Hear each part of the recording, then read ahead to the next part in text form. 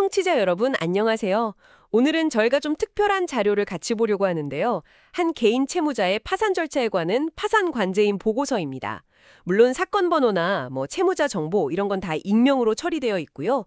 이 보고서를 통해서 실제 개인 파산 절차가 어떻게 진행되는지 그 과정을 좀 자세히 들여다보겠습니다. 먼저 이 보고서에 나오는 채무자분 기본 정보를 좀 살펴보죠.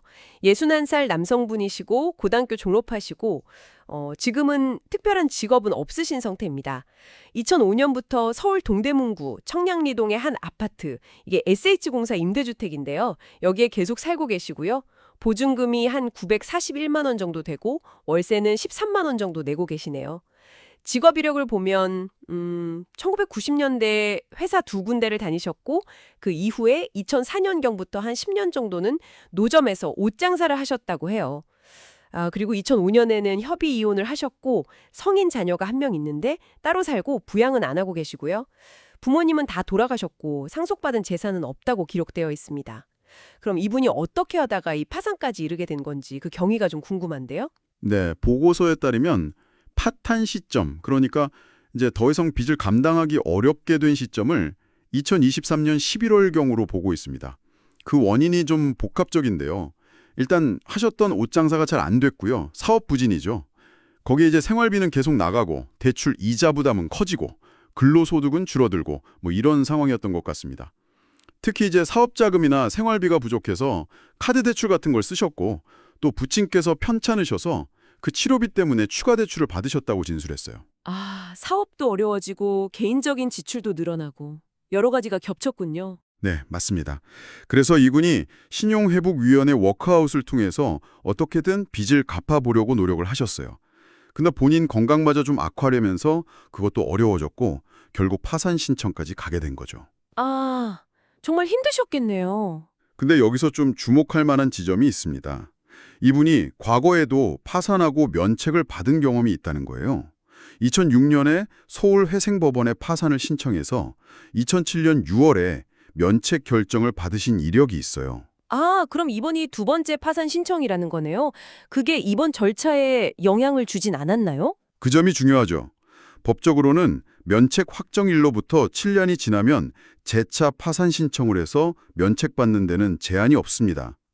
이분은 2007년에 면책받으셨으니까 2024대 신청 시점에는 이미 16년이 지났죠.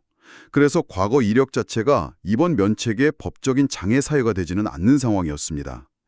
그렇군요. 7년이라는 기준이 있군요.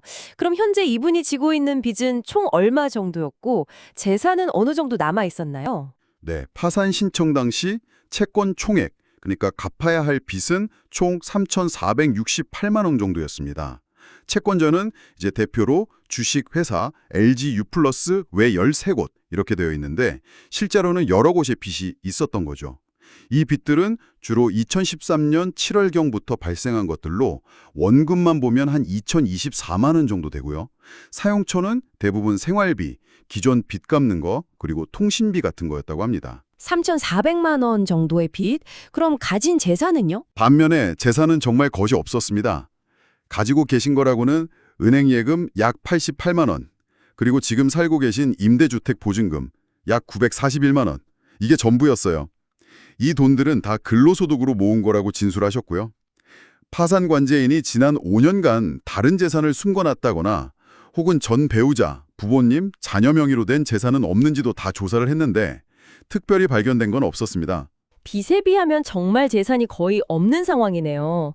그럼 그나마 남아있는 예금 88만 원이랑 보증금 941만 원은 어떻게 처리되었나요? 채권자들한테 좀 돌아갔나요? 그게 이제 중요한 부분인데요. 파산관제인이 검토한 결과 이 재산들은 모두 환가 포기 결정을 내렸습니다.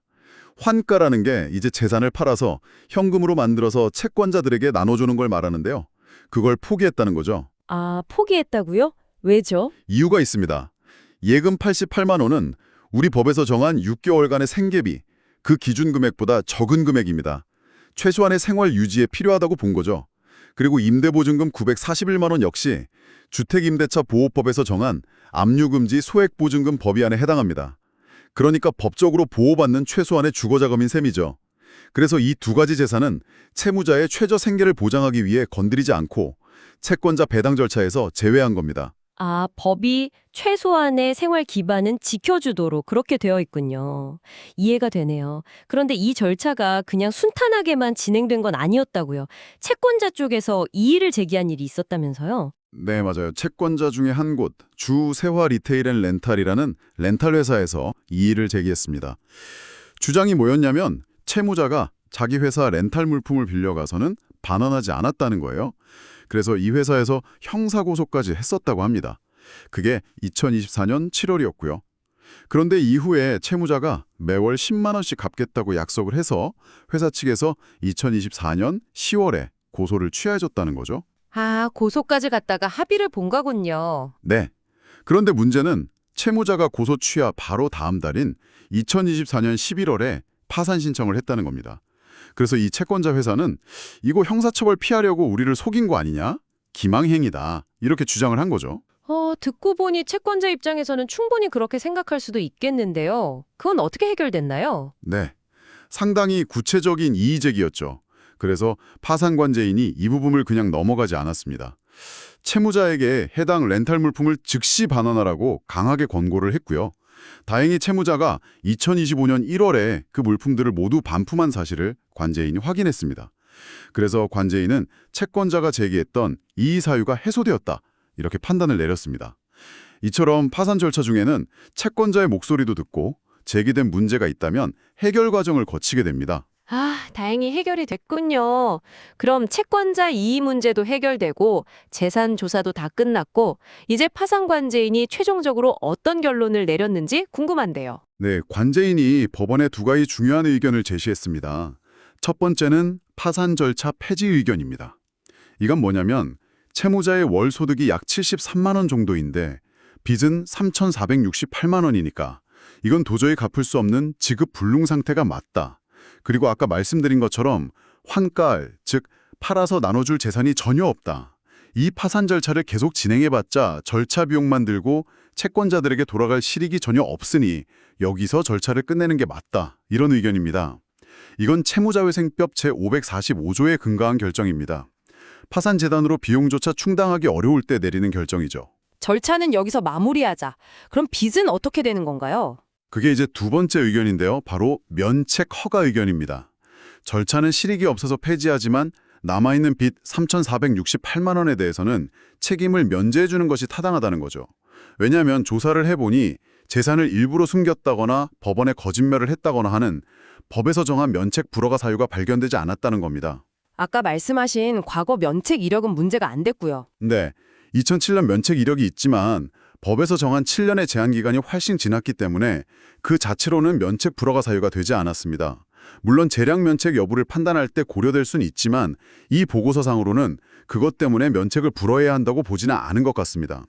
그래서 결론적으로 면책 불허가 사유가 없으니 채무자에게 경제적으로 다시 일어설 기회를 주는 것이 맞다 이렇게 판단한 거죠. 그렇군요. 정리를 좀 해보면 사업 실패와 또 건강 문제 같은 걸로 경제적 어려움을 겪던 분이셨고 재산은 정말 최소한의 생계형 재산만 남은 상태에서 파산을 신청하셨고 중간에 채권자의 이의제기라는 좀 껄끄러운 일도 있었지만 그건 해결이 됐고요.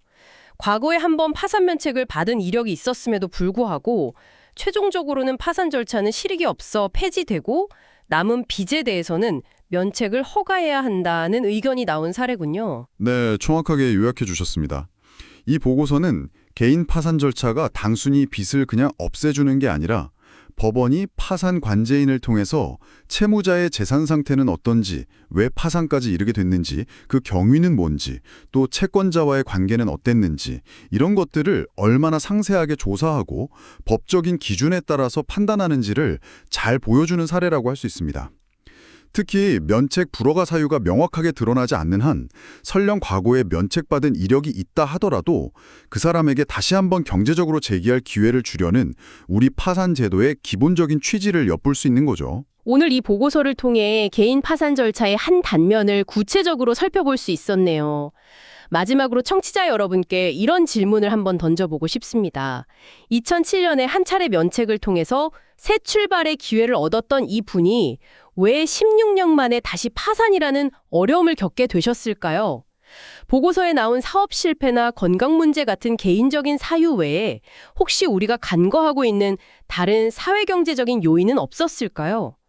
한 번 넘어진 사람이 다시 제대로 일어서기 위해서 법적인 면책이라는 기회만으로 충분한 것인지, 아니면 그 이후에 우리 사회가 제공해야 할 또 다른 지원이나 안전망은 없는 것인지, 이 보고서가 담고 있는 이야기 너머에 더 깊은 고민들을 각자 한번 해보시는 것도 의미 있는 시간이 될 것 같습니다.